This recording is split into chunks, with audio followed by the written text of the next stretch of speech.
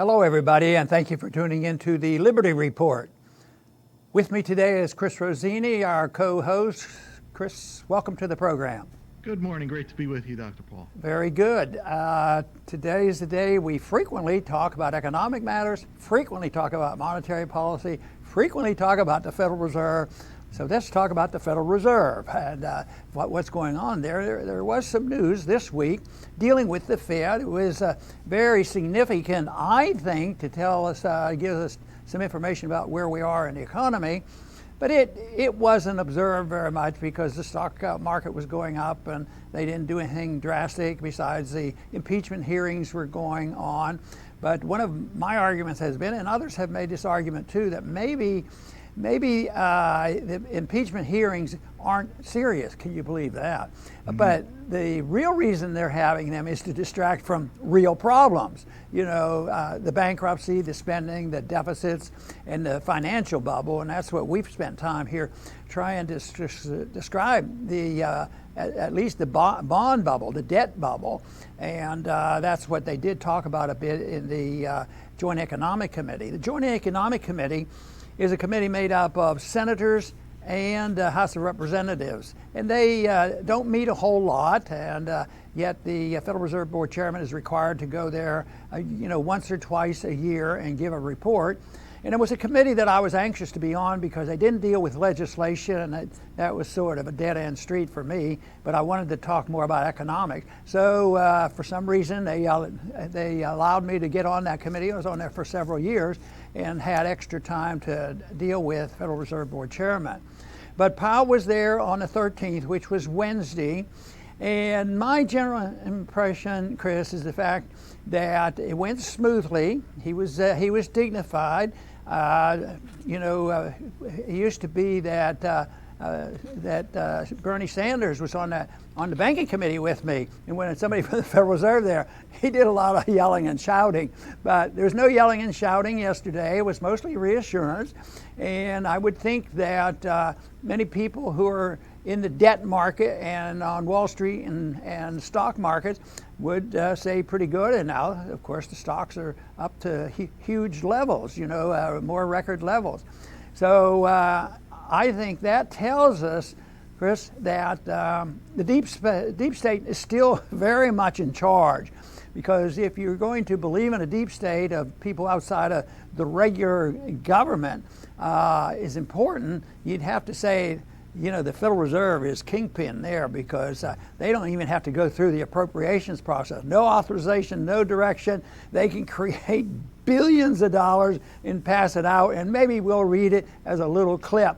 But I see this, Chris, as the problem of it's all building a big bubble. The question that remains is, when is the bubble going to burst? That's a good question, Dr. Paul. We don't have that answer, but we do know that the people in charge of all this are lying through their teeth constantly. We know that the Democrats have been lying since Trump was elected, even before. Trump himself has been lying since he was elected, but in different ways. This greatest economy ever, everything's the greatest ever, which is not true.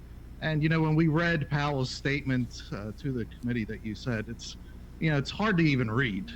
And I got to thinking to myself, in real life, in our private lives, private businesses, you can't lie or commit fraud. If you say your product or service is one thing and it's totally different, you could end up losing your business, and quickly. But politicians, they don't have these rules. They can lie all that they want, and they do. And what are you going to do? Come back in 4 years, they say. And then there's the politically savvy businesses who see this and they get in bed with government. And they'll lie to create wars and make tons of money hand over fist. And what are you going to do? Come back in 4 years. So we really have to rethink what the role of government in this country. Government and its employees should never be exempt from the basic moral laws that we all have to follow. Otherwise, we're going to end up with this.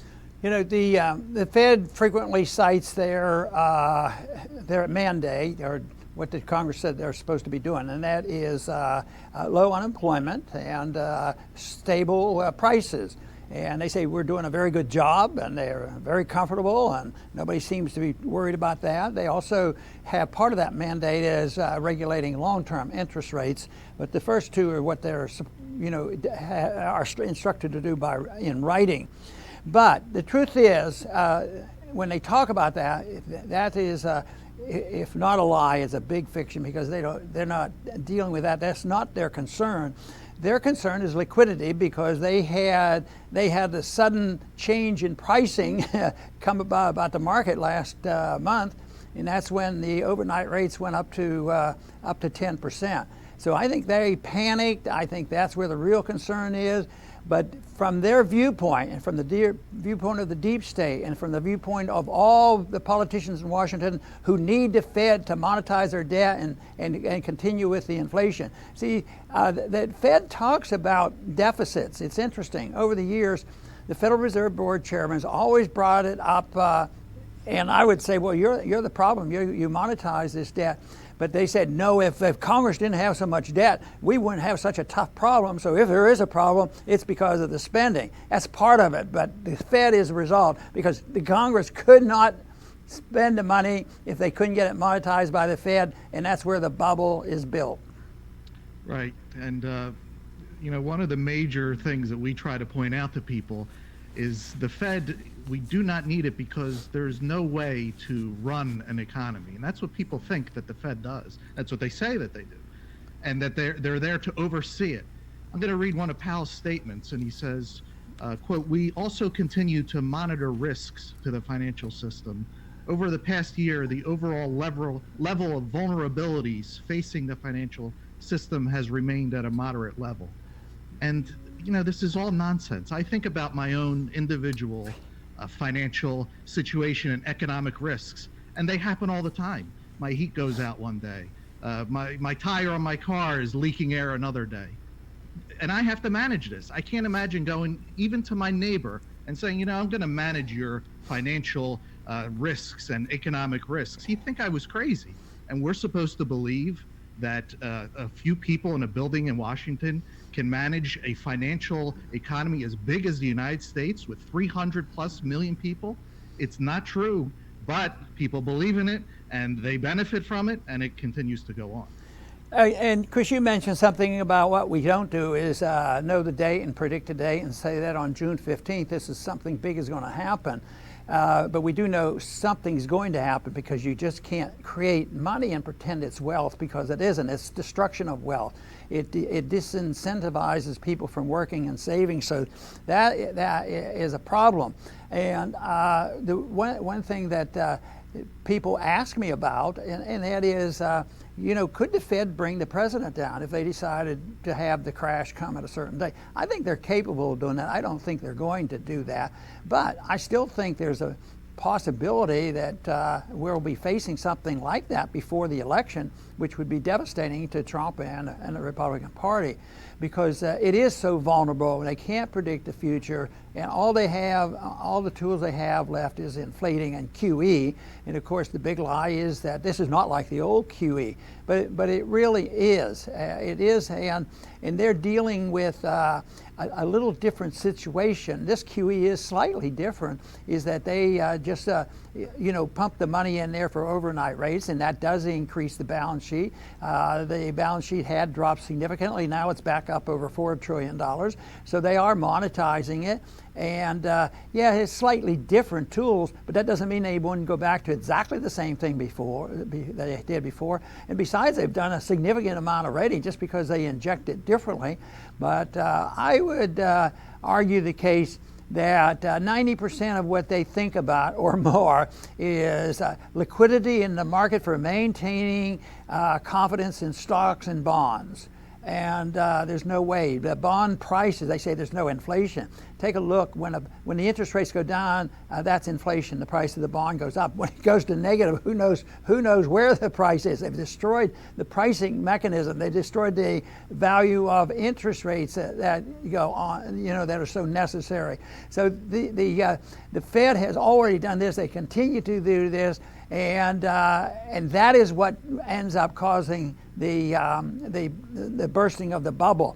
I want to use the quote that they use for what this sudden event is called by some. It's called the sudden reassessment of value. It's not a bubble. We call it a bursting of a bubble, but they said they want to make it sound a little bit more academic. Sudden reassessment of value. Yeah, that can happen. There's reassessment constantly, and if an individual goes broke, and many individuals do, that's a sudden reassessment of their values, and they have to sell everything. But that is going to come, and the greatest threat to that is to our liberties. Yes, it will be a challenge to the welfare state, every spending project that we have domestically, and it will challenge our foreign policy as well. I would hope that if they ever get around to cutting back, they'd cut back all that overseas spending and maybe deal and work out some problems here. But most likely, the first cuts will be dealing with welfare here at home and tinkering around the edges, but there will not be any decrease in spending. Right now, during this week of impeachment hearings, there's no talk about the budget. Even in those hearings, hardly any talk about spending. But the spending is going up. Last year was nearly $1 trillion, and this first month of this fiscal year for 2020 is already up 34%, $134 billion in 1 month. That used to be the budget for 2 years, a lot more, but that's what they do in 1 month. So it is a bubble rapidly growing. They have no choice under the circumstances to keep pumping, because the pain and the suffering of a correction from not feeding the beast would be so powerful that who knows what the consequence would be. But some people said, well, Ron, if you did that and you started cutting back, it would hurt. Yeah, it would hurt, and that's why it's not going to happen. That's what should be done. We should quit this. But it's not going to happen. But what is worse than what I think they should do is, cutting back, is going to be a calamity when everything bursts and everything goes down. This sudden reassessment of all prices will happen, and we don't know when and how that's going to come about. The bailouts will not be readily available. And the one reason I really resent, these bailouts, it was like involvement of about $15 trillion before. No congressional authorization, appropriation, no dealing with it. And they say, well, this isn't government spending. Well, what is it? Off the books, it's deep state spending and special interest spending, and that makes it even much worse. But it's the Congress at fault, really. It's the people at fault. The people love big government, and they argue over things that don't matter nearly as much. And they're not arguing for less government. They're not arguing for what we argue for. And that is a limited government that we were given through our Constitution, and it really is gone. And so we're going to have to make a major decision about this, and this is why I hope this channel and other people who agree with us can have an influence in how we're going to rebuild it. Right now, they're lining up. Those socialists in Congress, they strongly believed in this modern monetary theory, and that's just an exaggeration and an increase in what we're already doing, which was established 100 and some years ago. It's a gradual erosion of the principle of sound money. But these last 10, 15 years have just gotten much worse, and there's no significant improvement when you come to the fundamentals since the crunch of 08 and 09. All we did was pump the bubble even bigger, and it helped reassure some people and sustain people, but mostly Wall Street, because there's still a lot of complaining. And I think one of the worst complications from all this is the maldistribution of wealth. Because this goes into the financial system. They get saved and they make money, and they borrow money for free and buy up their own stocks, and they have great profits, and that is real. And the one thing I've said many times, that what I think one of our biggest jobs is to show people that the unfairness of this system and the bubble that's going to burst had nothing to do with free enterprise and sound money. Matter of fact, it was because we didn't have it that was the problem. So we have a lot of work cut out for us, Chris, and this is one reason why I wanted to visit with you today about this meeting on the Joint Economic Committee and the reassurance that we did not accept. Right, Dr. Paul. I'm going to finish by reiterating what you said. You know, we one by one have to remove ourselves mentally from this empire of lies. We have to each individually stop believing that some people can run the world, run the economy, run the weather now. I mean, it's insanity. We're individuals. We live our own individual lives, and that's it. Nobody can live it for us, and we can't live it for anyone else. But today, when you look at people, you know, they live vicariously through politicians. It's like they think the politician is a reflection of themselves. It's a fantasy. The economy is millions and billions of individual decisions. This cannot be run by a handful of people in a marble palace. So we have to individually, mentally, remove yourself from this fantasy world that's been created, because there's going to be a lot of people that, when the depression comes, they're not going to know where to look, where to turn. Hopefully, we can act as a voice. You who are watching can act as a voice, because the best we could do is just speak what we believe is the truth and hope for the best after that. Very good. And once again, I will rephrase what we've been doing here. We're trying to point out really the evils of a central bank such as the Federal Reserve and all central banks around the world, and they're all linked together.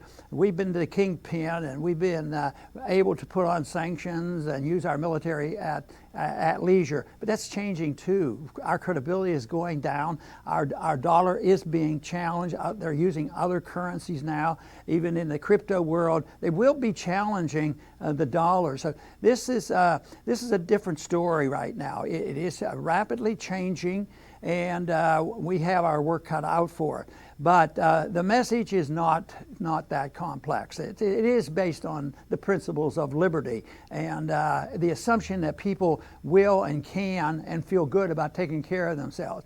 But they don't listen to the argument, and we frequently make it on here, on this program, is that they never learn a lesson. They just keep doing the same thing over and over again. They do it in foreign policy. All this stuff in the last 20 years, we helped get rid of the Mujahideen out of Afghanistan because we didn't like those Soviets. And yeah, we're in there, and we've been in there a lot longer than the Russians ever were in there. And we're in there 18, 19 years now, so we don't learn any lesson. And we have to learn a lesson that, the fraud catch up with us, and fraudulent money, and lying to us with statistics and pretending that taking care of the rich bankers and certain business people will make sure that everybody is happy. And yet, right now, we have more people living on the streets now than I imagine any time in our history. So it's time for us to wake up and realize that there is a direct connection with our civil strife and our problems that we have dealing, with this monetary issue, and that the impeachment, thing going on and the attempt to get rid of the president, I think it's a sideshow. I don't think it has anything to do with solving the problem. I think it's just a distraction from revealing the truth about what we should be talking about. That huge increase in our spending, the deficit that goes up, the printing of money, the loss of confidence, the social strife from the people who gain more and the others lose more, and try to blame freedom for that. That's a lie. That's the big lie that we have to refute. I want to thank everybody for tuning in today to the Liberty Report. Please come back soon.